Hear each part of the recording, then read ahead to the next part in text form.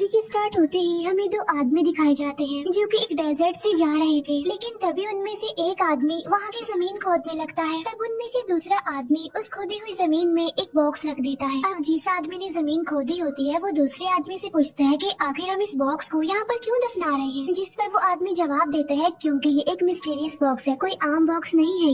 ये बॉक्स पहले भी ढूंढा गया था और अब दोबारा कोई इसे यहाँ पर ढूंढने आएगा। लेकिन जब वो उसे दफना कर वापिस आ रहे होते हैं तो जिस आदमी का वो बॉक्स होता है वो अपने साथी को कहता है कि अब तो तुम्हें पता चल गया है कि उस बॉक्स को हमने कहाँ दफनाया है, इसीलिए वो उसे शूट करके मार देता है और इसके बाद वो खुद को भी शूट कर लेता है। इसके बाद हमें कुछ ब्लैक एंड व्हाइट पिक्चर्स दिखाई जाती हैं जिनमें हमें वही मिस्टीरियस बॉक्स देखने को मिलता है। इसके बाद सीन शिफ्ट होकर एक लड़के पर आता है जिसका नाम ब्राइस होता है और वो सोशल मीडिया पर वायरल होने के लिए गेम सेटअप किया करता था और इस बार वो एक एस्केप रूम नाम की गेम सेटअप करता है। इसके बाद वो अपने पार्टनर को कॉल करता है जो कि उसकी बेस्ट फ्रेंड थी। वो उसे कहता है कि हम पिछले कुछ सीजन से किसी भी वेबसाइट की टॉप लिस्ट में नहीं आए हैं, जिस पर उसकी फ्रेंड जवाब देती है कि तुम फिक्र मत करो, सब ठीक हो जाएगा देखना, और इस सीजन हम कुछ अच्छा कुछ स्पेशल करेंगे। इसके बाद ब्राइस डेकोरेशन आइटम स्टोर में जाता है जहाँ पर उसे वही मिस्टीरियस बॉक्स दिखता है, लेकिन शॉप की ओनर कहती है कि ये सेल के लिए नहीं है, जिस पर क्यूरियस होते हुए ब्राइस उससे पूछता है कि क्यों, क्या है इसमें ऐसा, जिस पर वो लेडी उसे बताती है क्योंकि इसमें शैतान को कैद किया जाता है। तब ये सुनकर ब्राइस को एक आइडिया आता है कि मैं इस बॉक्स को अपने स्केप रूम में रखूंगा। इसीलिए जब शॉप की ऑनर किसी काम के लिए जाती है तो पीछे से ब्राइस चुपके से उस बॉक्स को लेकर और कुछ पैसे वहाँ पर छोड़कर वहाँ से चला जाता है। इसके बाद हमें एक कपल दिखाया जाता है जो कि दोनों ब्राइस के फ्रेंड होते हैं और ये दोनों ब्राइस के स्केप रूम में जाने वाले थे। इसके बाद हमें एक और कपल दिखाया जाता है और ये दोनों भी ब्राइस के फ्रेंड थे और इनमें लड़की का नाम जेस था। और तभी उसके पास उसके दूसरे फ्रेंड की कॉल आती है जो उससे पूछता है कि तुम कितनी देर तक निकलोगे, जिस पर वो कहता है कि थोड़ी देर में। इसके बाद वो सारे लोग ब्राइस की लोकेशन पर चले जाते हैं जहाँ पर ब्राइस उन सबको वेलकम कहता है। तभी ब्राइस की फ्रेंड इस गेम के किलर के पास जाती है और उससे कहती है कि सब लोग आ गए हैं तो तुम जल्दी से रूम में जाकर छुप जाओ। इसके बाद ब्राइस सबको गेम के रूल बताता है कि तुम एक रूम में लॉक्ड हो जाओगे और तुम्हें उस रूम में कुछ क्लू ढूंढने हैं जिनकी मदद से तुम दरवाजा खोलोगे और वहाँ से एस्केप करोगे। लेकिन हाँ, एस्केप करने के लिए तुम्हारे पास सिर्फ 55 मिनट होंगे और वो रूम पूरी तरह पजल से क्लू से भरा हुआ है और तुमने उन पजल्स को सॉल्व करना है तभी तुम बाहर आ सकोगे। और चाहे तुम जितना मर्जी चिल्लाओगे उस रूम में लेकिन आवाज बाहर नहीं आएगी। वो ये भी बताता है कि उस रूम में मोबाइल फोन्स नहीं है और वहाँ पर नेटवर्क भी नहीं आते। ब्राइस अब उनके फेस को एक कपड़े से कवर कर देता है और चुपके से वहाँ से चला जाता है। अब वो सारे लोग जैसे ही रूम में एंटर करते हैं तो डोर अपने आप से ही लॉक्ड हो जाता है। दूसरी तरफ ब्राइस कैमरा के जरिए उन सबको देख रहा था। उन लोगों को उस रूम में एक टेप रिकॉर्डर मिलता है जिसमें एक आदमी बोल रहा होता है। वो कह रहा होता है कि जब तुम मेरी रिकॉर्डिंग सुनोगे तब तक मैं मर चुका हूँगा, लेकिन मैं तुम्हें कुछ इंस्ट्रक्शंस देना चाहता हूँ। और मेरा एक बेटा है जो इंसान नहीं बल्कि शैतान है और उसने अपनी मदर को भी मार दिया और उसके अलावा बहुत सारे लोगों को उसने मार दिया और मैंने उसे इसी रूम में चेन से बांधा हुआ है और ये कमरा उसी का था जहाँ पर वो मर्डर किया करता था। और चाहे जो भी हो जाए तुम उसे यहाँ से आजाद होने मत देना और जितनी जल्दी हो सके इस रूम से बाहर निकलो। अब क्योंकि वो लोग गेम खेल रहे थे इसीलिए उन्हें ये सारी बातें गेम का एक हिस्सा लगती है, मजाक समझते हैं वो इसे। अब वो लोग वहाँ पर क्लूज और पजल्स ढूंढने लगते हैं कि तभी उन्हें उस टेप रिकॉर्डर वाले आदमी का बेटा दिखाई देता है जो कि वहीं पर चेन से बंधा हुआ था। तब वो सारे लोग इसे गेम का पार्ट समझकर उस पर हंसने लगते हैं। इसके बाद ब्राइस के एक फ्रेंड को वहाँ पर वही मिस्टीरियस बॉक्स दिखता है और बगैर सोचे समझे वो उस बॉक्स को खोल देता है, लेकिन उस बॉक्स में कुछ नहीं था, यानी वो खाली था। और जब ब्राइस का फ्रेंड वहाँ से चला जाता है तो उसी मिस्टीरियस बॉक्स में से एक ब्लैक कलर का साया निकलता है जो कि उस रिकॉर्डिंग वाले आदमी के बेटे के अंदर चला जाता है, लेकिन किसी का भी ध्यान उस तरफ नहीं जाता। और अब हम उस आदमी के बेटे को बॉक्समैन कहेंगे। लेकिन तभी उन्हें एक कबर्ड दिखाई देता है जिस पर लॉक लगा हुआ था और उस लॉक पर कुछ कोड नंबर थे और वो number red, green and blue colour में थे। तभी ब्राइस की फीमेल फ्रेंड को एक इरेजर मिलती है जिस पर DER लिखा हुआ था। फिर जब वो लड़की आगे बढ़ती है तो उसे वहाँ पर एक रस्सी दिखाई देती है और जब वो उस रस्सी को खींचती है तो तभी अचानक से उस टेप रिकॉर्डर वाले आदमी की डेड बॉडी वहाँ पर लटक जाती है, जिस पर पहले तो वो लोग घबरा जाते हैं लेकिन फिर वो इसे भी सीरियस नहीं लेते, वो इसे भी मजाक ही समझते हैं। फिर ब्राइस के फ्रेंड को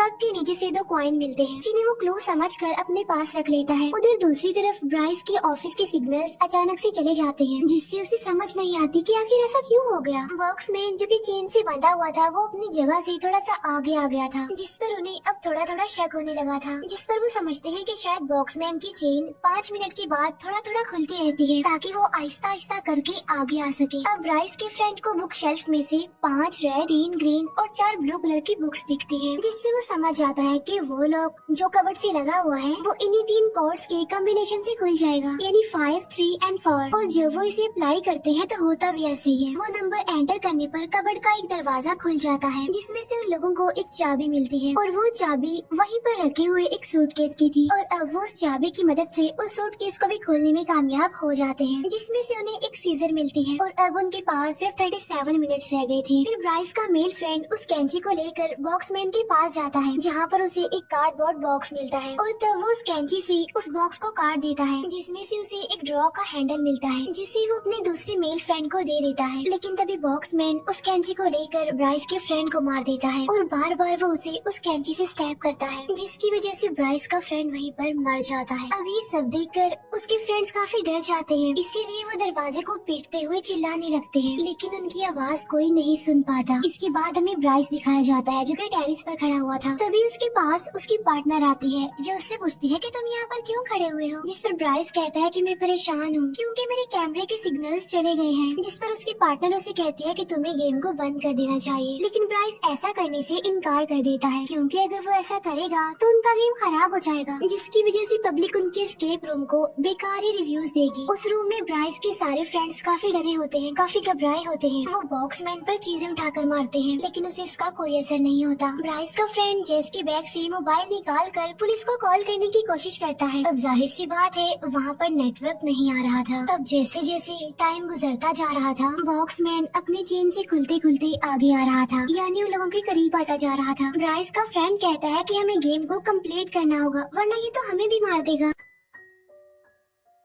तभी उसकी नजर एक ड्रॉअर पर पड़ती है जिसका हैंडल गायब था। और वो उस हैंडल को वहाँ पर फिक्स करते हैं जो कि उन्हें कार्डबोर्ड में से मिला था, और ऐसा करते ही वो ड्रॉ खुल जाता है, जिसमें से एक छोटा सा बॉक्स निकलता है जिसमें उन्होंने 4 कॉइन डालने हैं। उसके बाद उन्हें एक चाबी मिलेगी। अब 2 कॉइन तो उनके पास थे जो कि उन्हें पहले मिले थे, लेकिन अब 2 कॉइन ढूंढने होंगे। और तभी उन्हें दीवार पर लगी 2 पेंटिंग्स अजीब लगने लगती हैं। और जब वो उसे चेक कर ही रहे होते हैं तो ब्राइस की फीमेल फ्रेंड को लग रहा था कि उसका वो फ्रेंड अभी भी जिंदा है जिसे इस बॉक्समैन ने कैंची से मारा था, इसीलिए वो उसके पास जाने लगते हैं। और अब उन लोगों के पास सिर्फ 25 मिनट रह गए थे। और इसके बाद बॉक्समैन आगे आता है और वो ब्राइस की फीमेल फ्रेंड के सर में भी कैंची घुसा कर उसे मार देता है। अब ये देखकर जेस और उसका फ्रेंड और ज्यादा घबरा जाते हैं और काफी डर भी जाते हैं, इसीलिए वो दोबारा से गेम में लग जाते हैं। पेंटिंग को गौर से देखने पर उन्हें बहुत सारे ट्रायंगल्स उस पर दिखते हैं, जिनमें से 2 ट्रायंगल्स तो बटन थे, इसीलिए वो साथ वाली पेंटिंग पर बटन के ऑर्डर्स को प्रेस करते हैं, जिससे वो पेंटिंग ओपन हो जाती है और वहाँ से उन्हें 2 कॉइन मिल जाते हैं। अब वो उन दोनों कॉइन्स को बॉक्स में डाल देते हैं, और जो 2 कॉइन उन्हें पहले मिले थे वो तो उस बॉक्समैन के पास थे। तब ये देखकर वो काफी डर जाते हैं। ब्राइस के फ्रेंड को वहाँ पर एक स्मोक अलार्म दिखता है जो कि बिल्कुल बॉक्समैन के ऊपर लगा हुआ था, इसीलिए वो जेस को समझाता है कि मेरे पास एक लाइटर है, मैं बॉक्समैन के पीछे जाऊंगा, उसे डिस्ट्रैक्ट करूंगा, तब तक तुम लाइटर को स्मोक अलार्म के पास ले जाकर जला देना। तब जेस का फ्रेंड ऐसा ही करता है, वो बॉक्समैन के पीछे जाकर उसकी चेन पकड़ लेता है और जेस उस लाइटर को स्मोक अलार्म के पास ले जाकर जलाती है, लेकिन इससे कुछ भी नहीं होता। फिर वो दोनों किसी तरह बचकर बॉक्समैन से दूर आ जाते हैं। टाइम गुजरता जा रहा था, उनके पास सिर्फ 19 मिनट रह गए थे। उधर ब्राइस की पार्टनर उसे समझा रही होती है कि अगर उन लोगों को उस रूम में कुछ हो गया तो हम बहुत बुरा फंसेंगे देखना, इसीलिए तुम्हें किसी भी तरह करके इस गेम को खत्म करना होगा। लेकिन ब्राइस अब भी इस बात के लिए एग्री नहीं हो रहा था, और अब वो सिग्नल जाने से पहले की वीडियो देखने लगता है कि आखिरी सिग्नल जाने की वजह क्या है, जिससे उसे पता चलता है कि सिग्नल्स तब गए थे जब उस मिस्टीरियस बॉक्स को खोला गया था, जिसके बाद उनके गेम का किलर अजीब तरीके से कैमरा को देख रहा होता है, और तो और उसने कैमरा का वायर निकाल दिया और यही वजह बनी कि सिग्नल्स चले गए। तब ये देखकर ब्राइस समझ जाता है कि सब कुछ उस बॉक्स के खुलने के बाद ही हुआ। अब क्योंकि जेस और उसके फ्रेंड के पास बचने का कोई चांस नहीं होता, तो जेस का फ्रेंड उससे कहता है कि मैं जाऊंगा बॉक्समैन के पास उसे वो कॉइन्स लेने, लेकिन जेस उसे ऐसा करने से मना कर देती है, जिस पर उसका फ्रेंड उसे कहता है कि देखना मैं जरूर ले आऊंगा वो कॉइन्स। इसके बाद जेस का फ्रेंड बॉक्समैन के पास जाता है जहाँ पर उसे कांच का टुकड़ा दिखाई देता है, और तभी जेस बॉक्समैन की तरफ एक सूटकेस फेंक कर मारती है। तो मौके का फायदा उठाकर जेस का फ्रेंड उस कांच के टुकड़े को बॉक्समैन की आंख में घुसा देता है। अब इतनी खतरनाक हमले के बाद भी बॉक्समैन को कुछ नहीं होता, उल्टा वो उसी कांच के टुकड़े से जेस के फ्रेंड पर अटैक करता है, जिससे जेस का फ्रेंड बुरी तरह इंजर्ड हो जाता है और इसके बाद वो बेहोश हो जाता है।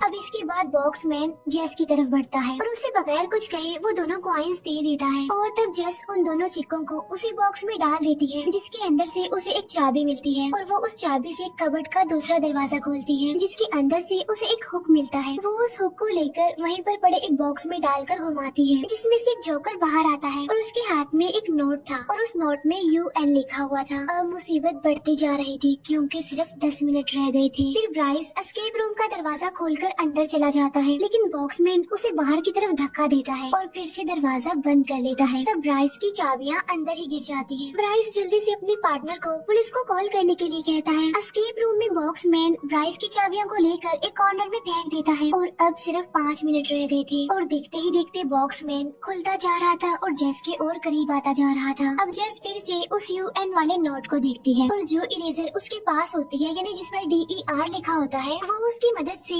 UN को इरेज करने की कोशिश करती है, जिसके ऊपर कुछ एरोस बने हुए थे और वो भी बिल्कुल किसी बटन के ऑर्डर्स की तरह ही लग रहे थे। लेकिन यहाँ पर जेस को कुछ भी समझ नहीं आती, इसीलिए वो उस कांच के टुकड़े को उठाकर बॉक्समैन को मारने जाती है। लेकिन तभी मेन डोर पर सेम वैसे ही एरोस दिखाई देते हैं जैसा उस नोट पर लिखा हुआ था UN पर, जिसे देखकर जेस समझ जाती है कि इसी से ही दरवाजा ओपन होगा। और जब जेस वहाँ से जाने लगती है तो बॉक्समैन उसे रोक लेता है और उसे विजन दिखाने लगता है, जिसमें जेस के तीनों फ्रेंड्स उसे हेल्प मांग रहे थे। लेकिन यहाँ पर जेस उसकी चाल में नहीं आती और अब सिर्फ 16 सेकंड्स रह गए थे। जेस उस कांच के टुकड़े से बॉक्समैन पर स्टैब करती है और वो मेन डोर पर बनी एरोस को उन्हीं एरोस के ऑर्डर से प्रेस करती है, जिसकी वजह से वो डोर ओपन हो जाता है और जेस टाइम से पहले ही वहाँ से बाहर आ जाती है। और तब बॉक्समैन जेस के लिए क्लैपिंग करने लगता है, शायद इसलिए कि वो इस गेम की सर्वाइवर थी। इसके बाद जेस वहाँ से भाग जाती है। इतनी ही देर में वहाँ पर पुलिस भी आ जाती है, जो कि एस्केप रूम में जाती है, जहाँ पर बॉक्समैन पुलिस पर भी अटैक करने ही वाला होता है कि तभी पुलिस उसे ही शूट कर देती है और यहाँ पर बॉक्समैन का खेल खत्म हो जाता है। उसके मरते ही वो काला साया उसके अंदर से निकल जाता है। इसके बाद जेस एक एम्बुलेंस के पास खड़ी हुई थी क्योंकि उसके फ्रेंड को हॉस्पिटल लेकर जाया जा रहा था, वो इंजर्ड था काफी। और वहीं पर ब्राइस भी खड़ा हुआ था, जो जेस को देख कर क्रीपी सी स्माइल पास कर रहा था। ऐसा लग रहा था कि वो काला साया अब उसके अंदर आ गया हो। तब ब्राइस अजीब तरह से रिएक्ट करते हुए वहाँ से दूर चला जाता है। इसके बाद ब्राइस की पार्टनर उस बॉक्स को उसी शॉप पर लेकर जाती है उसे वापस करने के लिए, और वो शॉप की ओनर को बताती है कि मैं ब्राइस के साथ रहती थी, लेकिन अचानक से वो एक दिन गायब हो गया। जिस पर शॉप की ओनर कहती है कि मैंने उस दिन उसे समझाने की कोशिश भी की थी कि ये एक खतरनाक और मिस्टीरियस बॉक्स है, लेकिन उसने मेरी बात का यकीन नहीं किया और वो इसे कोई टॉय समझकर ले गया। तब शॉप की ओनर ब्राइस की पार्टनर से पूछती है कि क्या तुमने इस बॉक्स को देखा था खुलते हुए, जिस पर ब्राइस की फ्रेंड कहती है कि हाँ देखा था, जिस पर वो शॉप की ओनर कहती है कि